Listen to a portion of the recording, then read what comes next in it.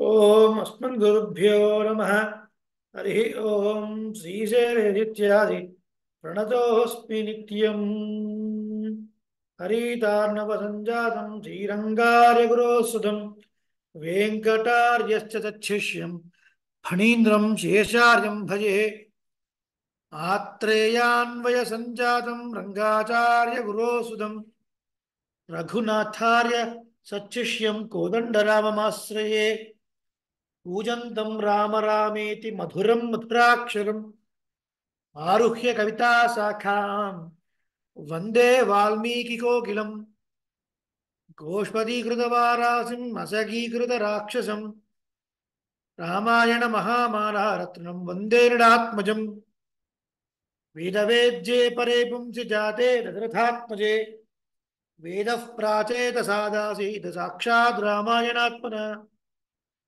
चरितं रघुनाथस्य शतकोटिप्रविस्तरम् एकैकमक्षरं प्रोक्तं महापातकनाशनम्।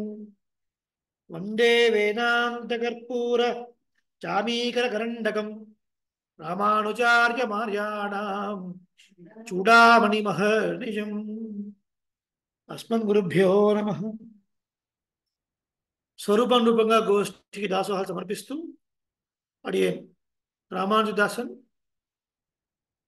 ఇతిహాస శ్రేష్టము అనబడే శ్రీమద్ రామాయణంలో సంక్షేప రామాయణము, the Ramayanam in brief, narrated by Narada Maharshi to Valmiki Maharshi.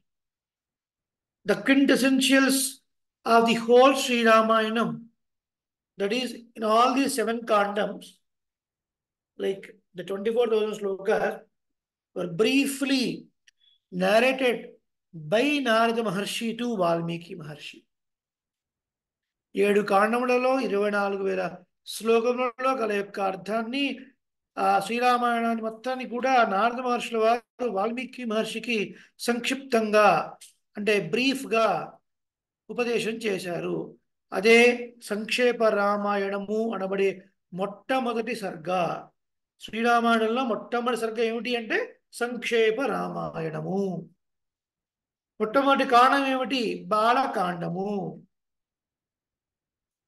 మరి ఆ సంక్షేప రామాయణాన్ని అర్థ విశేషాలతో తెలుసుకొని పారాయణ చేస్తే పూర్తి రామాయణం పారాయణం చేసినటువంటి ఫలం కలుగుతుందని పెద్దలు చెప్పి ఉన్నారు. అనేక మార్లు మనం చెప్పుకుని ఉన్నాం. దానిలో అర్థ విశేషాలని భగవద్భాగవత ఆచార్య మంగళాశాసనాలతోని తెలుసుకున్నటకు మనందరం కలుస్తూ ఉన్నాము ప్రతి శనివారం, ఆదివారం. ఈరోజు దాసుడికి వేరే కాలక్షేపాలు ఉండడం వల్ల 4 నుంచి 5 వరకు జరగాల్సినటువంటి ఈ కాలక్షేపం కాస్త 8:30కు ప్రారంభమైంది. సరే, మనం ఇంతకు ముందు వరకు శ్రీరామాయణ మహిమను సేవిస్తూ ఉన్నాం. అందులో భాగంగా చరిత్రం రఘునాథస్య శతకోటి ప్రవిస్తరం, ఈ రామచంద్రుడి యొక్క చరిత్ర, వారి యొక్క నడవడి, వారి యొక్క జీవిత చరిత్ర అంతా కూడా బ్రహ్మలోకంలో 100 కోట్ల శ్లోకములు గల గ్రంథం అండి. ఆ శ్రీరామాయణమే 24,000 శ్లోకములు గల గ్రంథముగా ఈ భూలోకంలో ప్రవర్తించబడి ఉన్నది. ఆ శ్లోకాల్లోని ఒక్కొక్క అక్షరాన్ని మనం శ్రద్ధాశక్తులతో పలికినట్లయితే, శ్రద్ధాశక్తులతోని ఎప్పుడు పలుకుతామండి మనం? ఆ శ్లోకం యొక్క గొప్పతనం ఏంటి, అందులో ఉన్నటువంటి విశేషమైన అర్థాలు ఏంటి తెలుసుకున్నప్పుడు కదా దాని మీద పరిపూర్ణమైనటువంటి శ్రద్ధ, ఆసక్తి కలిగి మనం ఉచ్చరిస్తూ ఉంటాం. ప్రోక్తం చెప్పినట్లయితే ఒక్కొక్క అక్షరానికి ఎన్నెన్నో పాతకాలను నశింపజేసేటటువంటి మహత్తరమైనటువంటి శక్తి ఉన్నది అని ఇది విన్నప్పుడు కొంచెం ఆశ్చర్యం కలుగుతుంది. ఏమండి, శ్లోకాల్లో ఒక్కొక్క అక్షరాన్ని పలికితే పాతకాలు నశిస్తాయా? దానికి మన సమాధానం చెప్పుకున్నాం. వాల్మీకి మహర్షుల వారు అద్భుతంగా ఎన్నో వేదాంతాల్లో చెప్పబడినటువంటి ఎన్నో గొప్పమైన మంత్రాల యొక్క బీజాలని శ్లోకంలో పెట్టాడండి. ఒక మహావృక్షము చిన్న విత్తనం నుండి వస్తుంది. చిన్న విత్తనంలోనే ఆ మహావృక్షానికి సంబంధించినటువంటి ఇన్ఫర్మేషన్ అంతా దాగి ఉంటుంది. అలాగే ఒక మంత్రానికి ఒక అక్షరం బీజంగా ఉంటుంది. కాబట్టి ఆ అక్షరాన్ని శ్లోకంలో పెట్టాడు మహర్షి. అది ఏ మంత్రము ఏ బీజాక్షరమో మనకు తెలియక్కర్లేదు. శ్రద్ధాసక్తులతోని శ్లోకాన్ని తప్పులు లేకుండా ఆచార్య ముఖత అర్థం చేసుకొని చక్కగా మనం పాఠం చెప్పుకొని దాని అర్థ విశేషాలు తెలుసుకొని దోషం లేకుండా ఉచ్చరిస్తే చాలు, మన పాతకాలు నశిస్తాయి అని చెప్పారు. ఇంతవరకు మనం విన్నాం. ఆ తర్వాత శ్లోకాలన్నీ కూడా సంత రూపంలో పూర్తి చేసుకున్నాం. ఇప్పుడు మనం వాటి యొక్క అర్థాన్ని మనం వినాలి. ఏం చెప్తున్నారు తర్వాత శ్లోకంలో? శృణ్వన్ రామాయణం భక్త్యా యః పాదం పదమేవ వా సయాతి బ్రహ్మణస్థానం బ్రహ్మణా పూజ్యతే సదా. ఎవరన్నా ఒకరు హ్యాండ్ రైజ్ చేయండి. ఈ శ్లోకాలను చెప్తురు కానీ వారు చెప్పాక అర్థం చెప్తాడు దాసుడు. కొంచెం రిపీటేషన్ కూడా మనకు రివిజన్ కూడా అయినట్టుగా ఉంటుంది. ఎవరైనా హ్యాండ్ రైజ్ చేయండి దయచేసి.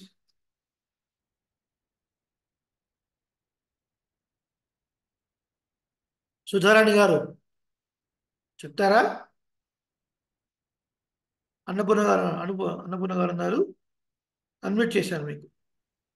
అడియన్ సుధా చెప్పేట్లయితే చెప్పమనండి, లేకపోతే వారు వారేం హ్యాండ్ రైజ్ చేయలేదు. సేవించండి. శృణ్వన్ రామాయణం భక్త్యా సేవించండి ఒకసారి. శృణ్వన్ రామాయణం భక్త్యా యః పాదం పదమేవ వా సయాతి బ్రహ్మణస్థానం బ్రహ్మణా పూజ్యతే సదా. First line first half repeat చేయండి. శృణ్వన్ రామాయణం భక్త్యా. శృణ్వన్ రామాయణం భక్త్యా. అడిగిన అలా కాదా స్వామి సేవించింది? శృణ్వన్ మీరు శ్రు అన్నారు.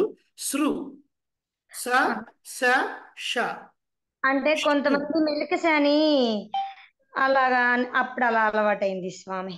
అది మార్చుకోండి. శృణ్వన్ రామాయణం భక్త్యా శృణ్వన్ రామాయణం భక్త్యా యః పాదం పదమేవ వా. మరలా సేవించమంటారా స్వామి? ఆ, శృణ్వన్ రామాయణం భక్త్యా యః పాదం పదమేవ వా తర్వాత లైన్లో బ్రా ద్వికం కాబట్టి స్ట్రెస్ రావాలి. సయాతి బ్రహ్మణస్థానం సయాతి బ్రహ్మణస్థానం బ్రహ్మణా పూజ్యతే సదా. తర్వాత శ్లోకం. వాల్మీకిగిరి సంభూత రామసాగరగామిని పునాతి భువనం పుణ్యా రామాయణ మహానది. తర్వాత శ్లోకసార సమాకీర్ణం సర్గకల్లోల సంకులం కాండగ్రాహ మహామీనం వందే రామాయణార్ణవం. చాలా బాగుంది. తర్వాత యః కర్ణాంజలి సంపుటైః అహరః సమ్యక్ పిబత్యాదరాత్ వాల్మీకేర్వదనారవిందగళితం రామాయణాఖ్యం మధు. తర్వాత కూడా జన్మవ్యాధి అది పూర్తి కాలే శ్లోకం ఇంకా. అది అయిపోయింది స్వామి. జన్మ వ్యాధి ఇది వేరేది కదా. కంటిన్యూషన్. మరి అడియను చూడండి చూడండి, కోలన్ 2 లైన్ల తర్వాత ఉంది. తర్వాత 2 కోలన్స్ ఉన్నాయి, 2 ఉన్నాయి, ఎక్స్క్లమేటరీ సింబల్స్ ఉన్నాయి. అంటే అప్పుడు ఇది 4 లైన్లు కలిపి ఒకటే స్వామి. 4 లైన్లు కలిపి ఒకటే శ్లోకం. సేవించండి. కరెక్ట్. జన్మ వ్యాధి జరా విపత్తి మరణైః అత్యంత సోపద్రవం సంసారం సవిహాయ గచ్చతి పుమాన్ విష్ణోః పదం శాశ్వతం. బాగుంది. తర్వాత తదుపగత శ్లోకమే కదా స్వామి ఇది? చిన్న శ్లోకమే. తదుపగత సమాస సంధి యోగం సమమధురోపనతార్థవాక్యబద్ధం రఘువర చరితం ముని ప్రణీతం దశ శిరసశ్చ వదం నిశామయధ్వం. వధం దశ శిరసశ్చ వధం నిశామయధ్వం. పర్ఫెక్ట్. అనేక మంగళాశాసనాలు. బాగుంది. ఇప్పుడు వీటి ఒక అర్థాన్ని మనం చూద్దాం. ఉమ్. ఏమంటున్నారు ఇక్కడ ఇతశ్రీ? ఏమంటున్నారు ఇక్కడ? శృణ్వన్ రామాయణం భక్త్యా యః పాదం పదమేవ వా. భక్తితో ఈ శ్రీరామాయణాన్ని విన్నట్లయితే యః పాదం పదమేవ వా, ఎవరైతే ఒక పాదాన్ని కానీ పదమేవ వా, ఒక పదానైనా సరే, సయాతి బ్రహ్మణ స్థానం బ్రహ్మణ పూజ్యతే సదా. అంటే ఏంటి దీని అర్థం? అటువంటి వాడు బ్రహ్మ స్థానాన్ని పొంది బ్రహ్మలోకాన్ని పొంది బ్రహ్మ చేత కూడా పూజింపబడతాడు అని అర్థం. అంటే ఏంటండి? శ్రీరామాయణాన్ని చక్కగా మనం అభ్యసిస్తే మోక్షం కూడా వస్తుందని చెప్పారు కదా. మరి బ్రహ్మలోకం వరకు వెళితే ఆ బ్రహ్మ ఎంతకాలం ఉంటాడు? ఆడ ఆయుష్ ఒక 100 సంవత్సరాలు కదా. సరే, మనకంటే ఎక్కువనే, కానీ ఏదైనా ఒక లిమిటెడ్ అయితే ఉంది కదా. ఆ 100 ఏళ్ళ తర్వాత మళ్ళీ ఆయన కూడా ప్రళయంలో కలిసిపోయేవాడు కదా. మనది ఎలా చెప్పుకోవాలి దీని అర్థం అంటే, ఎవరైతే భక్తితో శ్రీరామాయణాన్ని సేవిస్తారో వారు శరీరం వదిలిపెట్టిన తర్వాత మోక్షాన్ని పొందుతారు కదా. మరి మోక్షం ఎలా పొందుతాడు? శరీరంతో పొందుతాడా? పొందడు. ఈ జీవాత్మ ఒక సూక్ష్మ శరీరాన్ని ధరించి అర్చిరాది మార్గం గుండా, అర్చి అంటే కాంతి అని అర్థం, కాంతి ఉన్నటువంటి ఒక మార్గం గుండా సూర్యమండలాన్ని భేదించుకొని అనేక లోకాలను దాటుకుంటూ వెళ్ళినప్పుడు ఆ బ్రహ్మలోకం కూడా వెళ్తాడు కదా. వెళ్ళినప్పుడు ఆ బ్రహ్మ వారు కూడా వీరిని పూజిస్తారు, ఈ జీవుణ్ణి. అక్కడి నుంచి పూజించి చక్కగా సాగనంపుతారు వైకుంఠానికి అని అర్థం చేసుకో. అది శ్రీరామాయణం యొక్క మహిమ. తర్వాత వాల్మీకి గిరి సంభూత గిరి సంభూత రామసాగర గామిని రామసాగరగామిని ఉనాతి భువనం పుణ్య పునాతి భువనం పుణ్య రామాయణ మహానది. రామాయణ మహానది. లాస్ట్ సెషన్ రాని వాళ్ళు చక్కగా సేవించండి. మళ్ళీ మళ్ళీ రిపీట్ చేస్తున్నాను మీ సౌకర్యం కొరకు. ఏం చెప్తున్నాను ఇక్కడ? ఇప్పుడు పవిత్రమైన నదులు ఉంటాయి కదా. పరమ పవిత్రమైనటువంటి గంగా నది, ఇలాంటివన్నీ కూడా ఎక్కడో కొండల్లో ఉద్భవిస్తాయి, అంటే పుడతాయి అన్నమాట. కొండలు ఉత్పత్తి స్థానంగా ఉంటాయి. ఆ కొండల నుంచి అలా అలా అలా పారుతూ పారుతూ పడుతూ ఈ భూమి మీద ప్రవహించి అవి ప్రవహిస్తున్నంత ఏరియా మొత్తం కూడా పునాతి పునీతం అవుతాయి అని అర్థం. అంటే పునీతం అంటే ఎలా చెప్పాలి? పుణ్యప్రదం అవుతాయి అని అర్థం. గొప్పతనాన్ని పొందుతుంది అని అర్థం కదా. ఇప్పుడు మనకి ఒక దివ్యదేశం ఉందండి, నూపర గంగా అనుకో కదా, ప్రవహిస్తూ ఉంటుంది. నూపర గంగా ఒక అద్భుతమైన దివ్యదేశం. అడగర్ కోయిల్ అంటాం. అడగర్ కోయిలేనా?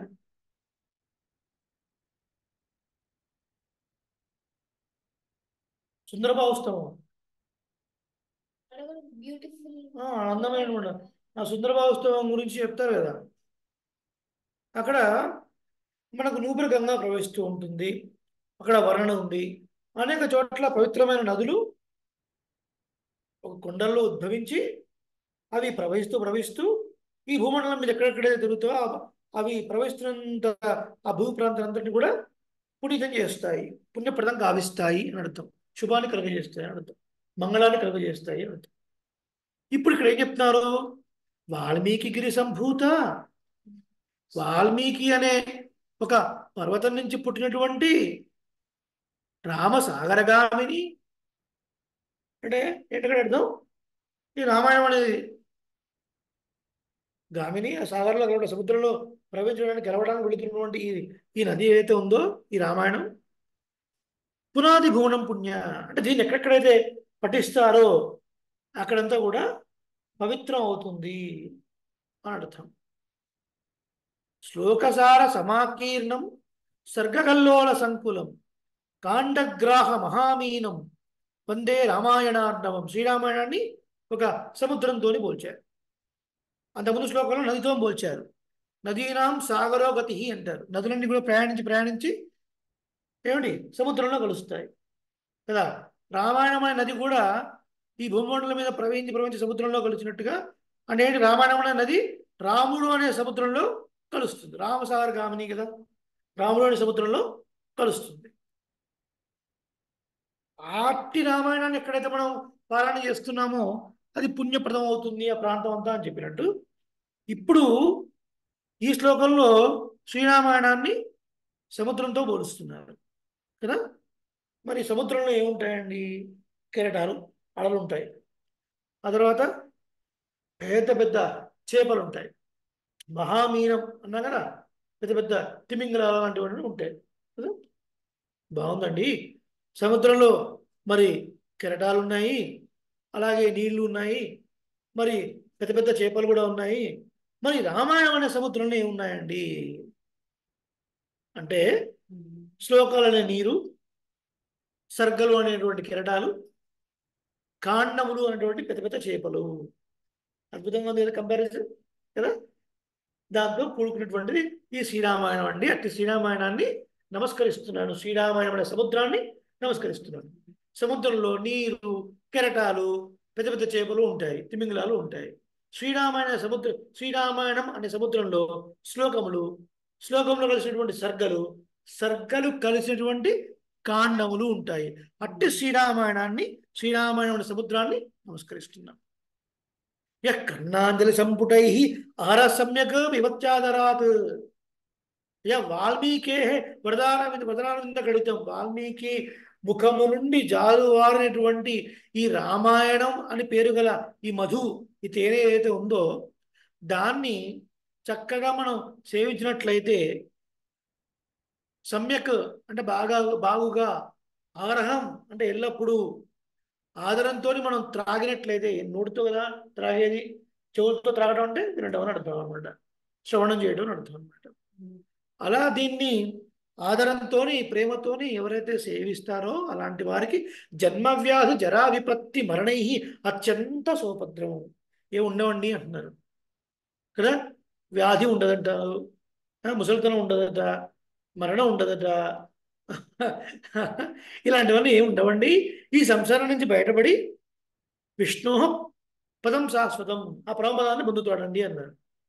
ఏమండి, మనందరం పుట్టాం కదా, జాతస్య మరణం ధ్రువం అని శ్రీకృష్ణ పరమాత్మ భగవద్గీతలో చెప్తే మీరేమో మరణం లేదని చెప్తున్నారు. అంటే మరణం అంటే మరణం తర్వాత మళ్ళీ వచ్చేది ఏంటి? పుట్టుక అని అర్థం. మళ్ళీ పుట్టుక లేదు అని అర్థం. కొన్నిసార్లు వేదాంతపరమైనటువంటి అర్థాలు ఎట్లా ఉంటాయంటే కొంచెం లోతుగా మనం పరిశీలించాలి. మరణం ఎప్పుడు సంభవిస్తుంది? దీంతోనే ఇంకా మళ్ళీ మరణించాల్సిన అవసరం లేదు అంటే మళ్ళీ పుట్టాల్సిన అవసరం లేదని అర్థం. అలా వ్యాధి అన్నాడు అంటే ఏంటండి? శ్రీరామాయణాన్ని సేవిస్తే మనం శరీరం పడిపోయే వరకు బీపీలు, షుగర్లు రావా, పక్షవాతాలు రావా, గుండె నొప్పులు రావా, థైరాయిడ్ రాదా, ఒబెసిటీ రాదా అంటే అది కాదు అర్థం. ఇక్కడ వ్యాధి అంటే ఏంటి? అన్నిటికన్నా గొప్ప వ్యాధి ఏంటి? సంసారం. జ్ఞానము, ఆనందము, పరమాత్మకు శేషత్వముగా ఉండేటువంటి ఈ జీవాత్మ శరీరం అనే బంధంలో చిక్కుకొనిపోయి జ్ఞానమంతా సంకోచింపబడి యథార్థమైన జ్ఞానాన్ని పొందకుండా, యథార్థమైన జ్ఞానం ఏంటి? ఆ శ్రీమన్నారాయణ కైంకర్యం చేయడం. అది పొందకుండా ఏవేవో పనులు చేసి తద్వారా అనేక కర్మల ద్వారా ఆర్జించినటువంటి ఆ పుణ్యపాప రూపమైన ఏదైతే ఉంటుందో దాన్ని అనుభవించడం కోసం మళ్ళీ పుట్టడము. అలా పుట్టాల్సిన అవసరం లేకుండా మోక్షాన్ని పొందుతాడండి. తదుపగత సమాస సంధియోగం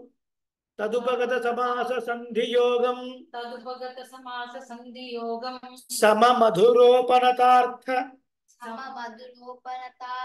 వాక్యబద్ధం రఘువర చరితం ముని ప్రణీతం దశశిరసశ్చ వధం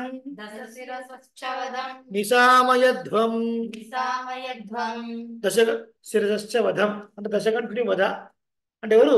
రావణాసురుడు కదా. ఆ రావణాసురుడు రాక్షసుడిని సంహరించాడు. ఆ రావణాసుడి యొక్క వధను తెలిపేటటువంటిది రఘువర చరితం అంటే శ్రీరామాయణం. ముని ప్రణీతం, వాల్మీకి ముని చేత కూర్చబడినది, అందింపబడినది. అట్టి శ్రీరామాయణం ఎలా ఉందట అంటే చక్కగా సమాస సంధియోగం, సమాసములతోని సంధులతోని కూడి ఉన్నదండి. మధురమైన అర్థాల్ని మనకు అందజేస్తుంది. ఆ వాక్యముల యొక్క పొందిక, ఆ సంధులు, ఆ చదువుతున్నప్పుడు ఆ శ్లోకాన్ని చదువుతుంటేనే ఆ శబ్దశక్తి ఒక రకమైన వైబ్రేషన్ని మనకు కలుగజేయడం, అర్థం తెలియకున్నా సరే చదువుతుంటేనే ఒక తన్మయత్వాన్ని పొందడం, అలా మనకు అందించాడు అని కొంచెం పై పైన అర్థం. మరి సంధి సమాసం అంటే ఏంటి? సంధి అంటే కలవటము. ఆ? అంటే ఇక్కడ అర్థం ఏంటంటే, ఈ శ్రీరామాయణంలో వాల్మీకి మహర్షి ఎక్కడెక్కడ అవసరమో అక్కడక్కడ విస్తారంగా విషయాలు చెప్పారు, ఎక్కడెక్కడ అవసరం లేదు అక్కడక్కడ సంక్షిప్తంగా చెప్పారు అని అర్థం. ఇప్పుడు మీరు శ్రీరామాయణం గమనించినట్లయితే శ్రీరామచంద్రమూర్తిని ముందు శూర్పణఖ చూస్తుంది, చూసి కామించి మోహించి శ్రీరాముడి దగ్గరికి వచ్చి మీరెవరు, మీరు ఎందుకు వచ్చారు ఇక్కడికి అంటుంది. అప్పుడు శ్రీరాముడు ఓ 100 శ్లోకాల్లో ఏం చెప్పలేదు శూర్పణఖకి కదా, సింపుల్గా చెప్పేశాడు.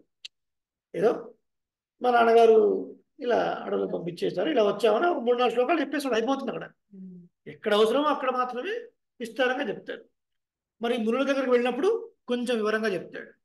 మరి చూడండి హనుమంతుడు కూడా మరి ఎప్పుడైతే అశోకవనంలో అమ్మవారిని చూశాడో అక్కడ ఆ వృక్షం మీద ఉన్నటువంటి శాఖ అంటే బ్రాంచ్, దాని మీద కూర్చొని సీతామ్మవారు ఉరివేసుకొని ప్రాణాలని వదిలేయాలి అన్న సందర్భంలో ఎంత మధురంగా చెప్పాడు ఆంజనేయ స్వామి ఆ రామచరితని.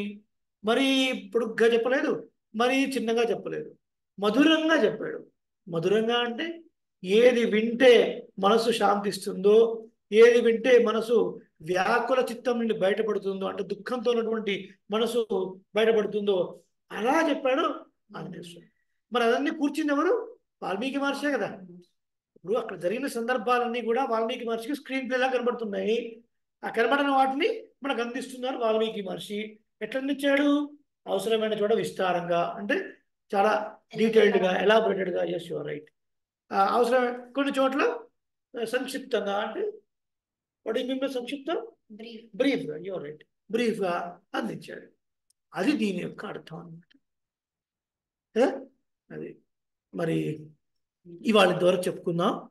తర్వాత మనం మిగతా శ్లోకాల్ని రేపటి రోజున మనం అనుభవిద్దాం. శ్రీమతి రామానుజాయ నమః. యదక్షర పదభ్రష్టం మాత్రాహీనం తు యద్భవేత్ తత్సర్వం క్షమ్యతాం దేవ. నారాయణ నమోస్తుతే. కాయేన వాచా మనసేంద్రియైర్వా బుద్ధ్యాత్మనా వా ప్రకృతే స్వభావాత్ కరోమి యద్యత్ సకలం పరస్మై నారాయణాయేతి సమర్పయామి. సర్వం శ్రీకృష్ణార్పణమస్తు. మంగళాశాసనపరైః మదాచార్య పురోగమైః సర్వైశ్చ పూర్వైరాచార్యైః సత్కృతాయాస్తు మంగళం. వేద వేదాంత వేద్యాయ మేఘశ్యామలమూర్తయే పుంసాం మోహన రూపాయ పుణ్యశ్లోకాయ మంగళం. స్వస్తి. జయ శ్రీమన్నారాయణ.